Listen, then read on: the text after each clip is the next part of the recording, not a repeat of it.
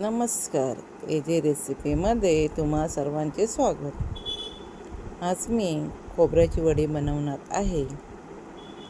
त्यासाठी येथे मी एक मध्यम आकाराचा नारळ घेतला आहे. त्याचं वरचं साल काढून बारीक बारीक काप करून घेतले आहेत.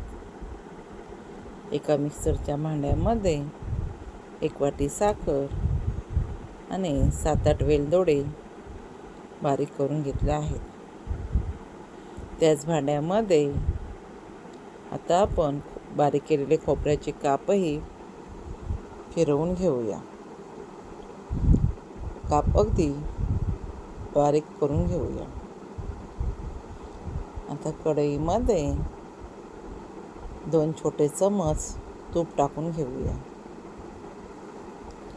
तूप गरम झालं की फिरवलेला खोबऱ्याचा किसही टाकून घेऊया. खोबऱ्याचा किसही 2-3 मिनिटे परतून घेऊया.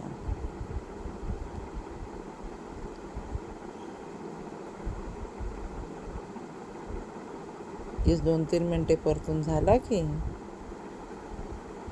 त्यामध्ये तयार केलेले पिठी साखर टाकून घेऊया. खोबऱ्याची वडी बनवताना कायम पिठी साखरच टाकावी, म्हणजे साखर लगेच वितळते आणि वडी खाताना साखर तोंडाला येत नाही. साखर 2-3 मिनिटे खोबऱ्याच्या किसबरोबर परतून घेऊया. आता त्यामध्येच 2-3 चमच दूध टाकून घेऊया. दूध किंवा दुधावरची सायही चालेल. खोबऱ्याची वडी करताना खोबरे तळाला चिकटू द्यायचे नाही, त्यासाठी सारखे सारखे परतून घेऊया. 10-15 मिनिटे असंच सारखं ढवळत राहूया. 10 मिनिटाने असं मिश्रण तयार होतं.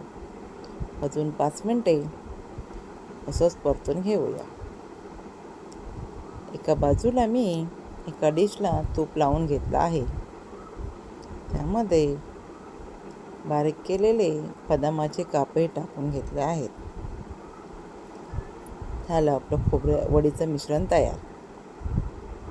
हे मिश्रण डिशमध्ये पसरवून घेऊया आणि मिश्रण थंड झालं की आपल्याला हव्या त्या आकारामध्ये वड्या पाडून घेऊया.